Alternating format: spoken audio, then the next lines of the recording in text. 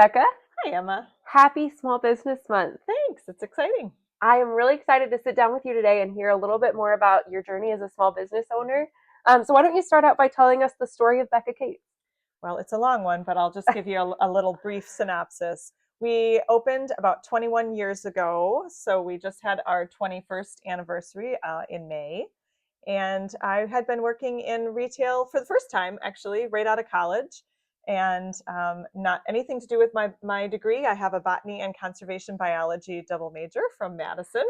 So I promptly got into retail, and it makes total sense, right? And I love to cook.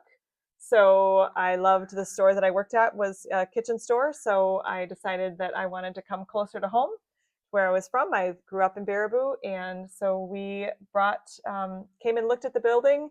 And then the next day I got put on bed rest with my first child. So we planned it that next year and opened about a year later. So yeah, it was a lot of fun. That's awesome. So, Becca, what advice do you wish you could have given yourself when you were starting your journey as a small business owner? Yes, advice. I think I would first, when you create your budgets, whatever it looks like for what you're going to spend on your remodel, what you're going to budget for each department, double it, and then double how much cash on hand you think you need, and that would be my advice, so that you don't feel cash poor right out of the gate. That was a struggle What have early been some on. of the biggest challenges for Becca Kate?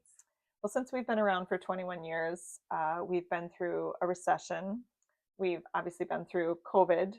So those were both very difficult times, and we were able to pull through with the support of my family and our local community bank. So, how do you deal with fear and doubt as a business owner?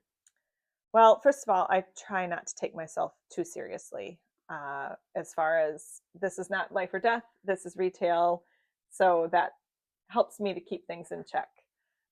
And also, I have a really fabulous support network in my family. My parents have always been great support, and my husband is always my number one fan and my number one help. He brings me lunch every day and takes good care of me and our family. Becca, for you, what's the most challenging part of being a small business owner?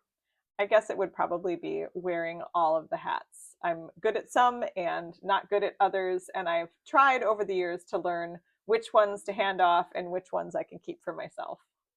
Tell me something that makes being a small business owner in Baraboo specifically unique. Well, specifically, downtown Baraboo is absolutely wonderful. We have a great network of business owners that we all work really well together, and many of them I've worked with my entire time. I've been open 21 years of friendships and business friendships, and we've helped each other a lot, and I really appreciate them. What's the other thing we were going to say? We talked about having babies, but I think that